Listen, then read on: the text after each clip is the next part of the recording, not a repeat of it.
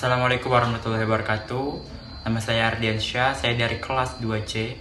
Pada video kali ini saya akan mempresentasikan tugas dari mata kuliah Tafsir dan Hadis Tarbawi dengan dosen pengampu Bapak Zuri Tauhid MPD. Pada video kali ini saya mengambil tema interview antara guru dengan wali murid. Dan di sini interviewnya antara saya dengan bapak saya. Berikut ini adalah videonya interview antara saya dengan bapak saya.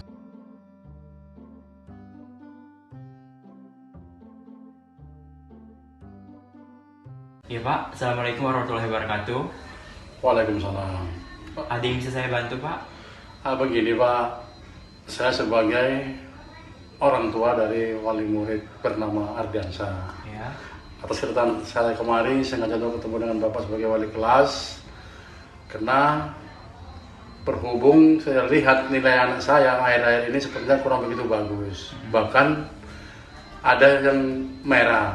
Maka saya sengaja ketemu Bapak, maksud saya itu untuk mohon dibantu dengan Bapak agar dapat membaikkan atas penilaian anak saya selama ini gitu Pak. Oh, jadi begitu Pak. Bisa saya lihat dulu rapanya Pak? Silakan Pak. Oke, jadi Bapak wali murid dari Ardiansyah ya Ardiansyah, Pak? Pak. Oke Pak, jadi setelah saya lihat anak Bapak ini nilainya memang segitu karena memang sudah kemampuannya segitu Pak. Kita tidak bisa menafikan sebagai guru juga. Karena apa? Karena beberapa bidang pun ada yang merah, memang dia tidak pernah lulus dalam UTS dan UAS. Tugas harian pun dia juga jarang membuatnya Pak. Saya sebagai wali kelas juga sudah berusaha untuk berbicara dengan guru yang terkait di bidang studi mengenai nilai anak Bapak, baik itu yang merah maupun nilainya yang pas-pasan. Dan mereka juga tidak bisa bantu banyak Pak, dan itu saja sudah dinaikkan nilainya, atau guru-guru yang bersangkutan juga sudah membantu nilainya. Dan juga Pak, memang guru-guru tersebut juga mengatakan bahwa memang segitulah nilainya, dan mereka juga tidak bisa membantu banyak untuk menaikkan nilai anak Bapak. Terus saya juga sebagai wali kelas Pak, juga turut sedih atas nilai anak Bapak ini, karena di kelas pun hanya dialah yang nilainya turun. Saya sebagai wali kelas pun juga sudah berusaha semampu saya dan sebisa saya untuk membantunya semaksimal mungkin. Dari saya sudah menawarkan dia les, sampai juga saya tawarkan dia sharing juga untuk apa permasalahannya sehingga dia agak sulit mengikuti pelajaran. Tapi dia selalu menolaknya Pak. Dan guru-guru lainnya juga sudah melakukan hal yang sama terhadap anak Bapak.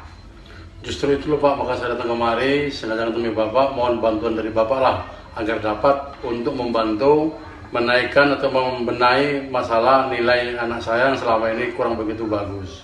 Ini ada sedikit Pak, sekedar untuk berusaha Bapak dan apakan dengan Bapak. Aduh Pak, maaf banget Pak, saya tidak enak dengan Bapak jadinya. Karena ini Pak, di luar dari kode etik dan prinsip saya. Saya menghargai usaha Bapak dan nilai Bapak untuk melakukan yang terbaik bagi anak Bapak. Tapi maaf banget Pak, saya tidak bisa terima serahan ini.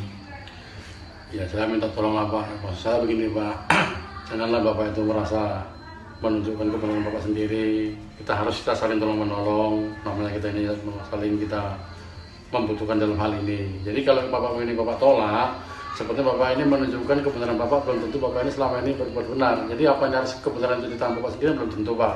Ya kalau anak saya ini benar-benar salah, kalau anak saya itu memang sekedar memang ada merasa sedikit kelemahannya, banyak Bapak bantu dengan itu, maka saya rela memberikan untuk memberikan perusahaan Bapak selama ini gitu loh Pak. Iya, saya paham Pak. Tapi Pak, saya juga sebagai manusia tidak sempurna. Karena sampai detik inilah saya terus belajar dan juga untuk terus belajar dan menambah wawasan untuk menjadi pribadi yang lebih baik lagi. Kami di sini pun Pak sudah melakukan semampu dan sebisa kami sebagai guru untuk mendidik murid-murid yang bersangkutan agar mereka bisa jadi generasi muda yang berintelektual. Namun, saat siswa tersebut yang membuat batasan tersebut, itulah yang sulit bagi kami Pak. Karena terkadang kita sudah menjadikan tidak ada batasan antara guru dengan murid, tapi murid sendiri menjadikan batasan itu ada. Itulah yang pendekatan itulah yang membuat kita kayak terhambat gitu Pak. Jadi bukannya saya membela saya itu benar, tapi memang sulit untuk mewujudkan semua itu kalau dari muridnya sendiri sudah ada batasannya Pak. Jadi kalau memang Bapak juga tidak bersiap seperti itu Pak, bagaimana cara solusinya untuk menaikkan nilai anak saya, membenahi anak saya supaya bisa efektif di dalam belajar ini dan supaya bisa masalah nilai dan agak sedikit bagus itu Pak? Jadi Pak, karena kami sebagai guru juga dan saya jadi wali kelas juga sudah melakukan semaksimal mungkin dan sebisa mungkin saya untuk anak Bapak. Di sini yang hanya bisa kita lakukan yaitu saling menasihati anak kita. Bapak pun begitu. Juga saling komunikasi dua arah, apa sebenarnya yang membuat anak Bapak begitu. Terus apa alasannya, dan sebagai orang tua juga penting bagi kita untuk mengontrol setiap tumbuh dan kembangnya anak-anak kita agar mereka tidak salah memilih jalan. Dan juga Pak, akan saya ceritakan sedikit hadis mengenai hal ini, dan Bapak tahu kan juga cerita Malin Kundang. Hal tersebut juga mengandung pesan tersirat yang mana tidak sembarang kita sebagai orang tua untuk mencelakakan anak. Dalam artian kayak Malin Kundang itu kan orang tuanya yang mengkutuk anaknya supaya bisa jadi batu gitu kan, dan hal itu juga dikabulkan oleh Allah Subhanahu Wa Taala. Dan di sini juga ada kisah Pak dari orang tua yang melaporkan kedurhakaan anaknya kepada Umar bin Khattab, sang Amirul Mukminin. Lalu anak itu bertanya kepada Umar bin Khattab, "Wahai Umar, bukankah anak juga memiliki hak atas orang tuanya?" Umar menjawab, "Benar." Apa hak anak? Tanya sang anak. Umar menjawab, "Memilih calon ibu yang baik untuknya, nama yang baik, dan mengajarinya Al-Quran." Lalu anak itu juga menanya lagi, "Wahai Amirul Mukminin, ayahku tidak melakukan satupun dari apa yang Tuhan sebutkan itu. Ibuku wanita berkulit hitam, bekas budak beragama Majusi. Ia menamakan Ju'lan atau tikus, dan tidak mengajariku satu huruf pun dalam Al-Quran." Umar segera memandang orang tua itu dan berkata, "Engkau datang mengadukan kedurhakaan anakmu, padahal engkau telah durhaka kepadanya. Sebelum ia mendurhakaimu, engkau telah berbuat buruk kepadanya. Sebelum ia berbuat buruk kepadamu." Itulah yang dikatakan Umar bin Khattab saat ada orang tua yang mengatakan kedurhakaan anaknya. Jadi sini Pak, penting bagi kita juga sebagai orang tua untuk memberikan pendidikan yang baik untuk anak-anak kita. Kita juga harus bisa mengontrol mereka. Ya kalau sekarang ini solusinya mungkin Pak, Bapak bisa memberikan les privat khusus untuk anak Bapak. Terus juga kontrol dari segi permainannya, dari segi dia belajar, dan dari segi apa keinginannya. Itu yang bisa kita lakukan saat ini Pak. Kami guru juga sudah melakukan hal yang terbaik di sekolah ini untuk anak-anak murid yang dititipkan orang tuanya di sekolah ini. Saya pun sebagai wali kelas juga sudah berusaha semaksimal mungkin untuk mencari jalan untuk anak Bapak, tapi karena ada batasan itu yang membuat saya terhalang Pak. Jadi saya harapkan itu, karena ini kan juga komunikasi dua arah antara wali murid dan orang tua. Kita juga sama-sama terbuka Pak apa yang terjadi di sekolah, dan juga bagaimana orang tua bisa mengaplikasikannya di rumah. Biar apa yang kita ajarkan di sekolah juga sejalan dengan apa yang ditanamkan dari rumah. Seperti itu Pak.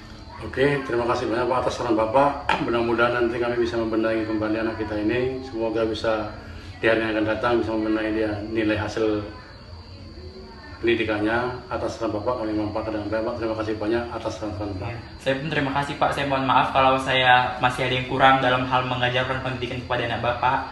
Tapi kita sama-sama sebagai manusia, kita sama-sama belajar. Terima kasih atas kerelaan Bapak untuk datang kemari untuk berkomunikasi dengan saya. Saya pun tidak membuat batasan antara wali murid dengan wali kelas. Kalau Bapak ada ini sharing kepada saya juga bakal menerima sharing apa yang akan Bapak sampaikan kepada saya. Seperti itu. Oke, terima kasih banyak Pak. Iya. Assalamualaikum. Waalaikumsalam warahmatullahi wabarakatuh.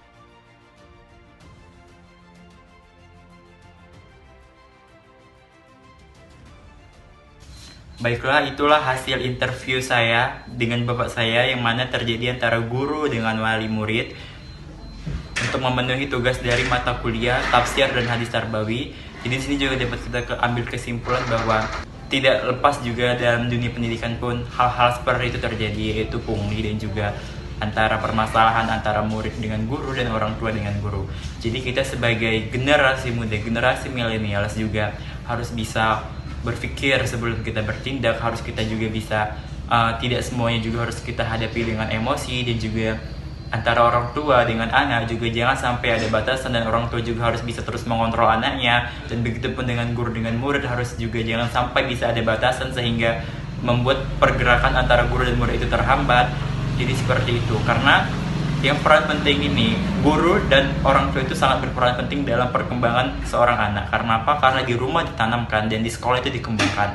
Jadi kalau sampai di rumahnya pun salah, kita juga sebagai guru untuk mengembangkannya agak sulit. Tapi kalaupun dari anak tersebut juga mau berubah, bukan tidak mungkin dari sekolah lah dia banyak belajar untuk menjadi pribadi yang baik ke depannya. Karena bagaimanapun juga, mau bagaimanapun namanya, bunga mawar pasti akan tetap sama harumnya. Seperti itulah istilah peribahasanya. Karena seperti kita tahu kan bahwa mau kayak mana pun namanya bunga mawar, kalau kita sudah mencium itu wangi mawar, pasti namanya akan tetap mawar. Itu juga yang terjadi kepada anak-anak. Karena bagaimanapun juga mereka hanya mengembangkan potensi yang mereka miliki. Seperti dalam Al-Quran yang mengatakan bahwa anak itu terlahir dalam fitrah, orang tuanya yang menjadikan mereka Yahudi, Majusi, Nasrani. Jadi kalau kita dari awal memiliki fondasi yang salah untuk anak kita, bukan tidak mungkin kedepannya anak tersebut bisa menjadi pribadi yang tidak baik. Tapi kalau dari awal sudah kita tanamkan nilai baik, nilai agama, pendidikan umum yang berkualitas, insya Allah kedepannya anak pun bisa menjadi pribadi yang lebih baik. Saya Ardiansa dari kelas 2C mengucapkan terima kasih untuk teman-teman semua yang sudah nonton video ini. Dan saya juga mengucapkan terima kasih kepada Bapak Zuri Tauhid MPD. Inilah hasil vlog saya Pak yang saya pilih. Terima kasih. Wassalamualaikum warahmatullahi wabarakatuh.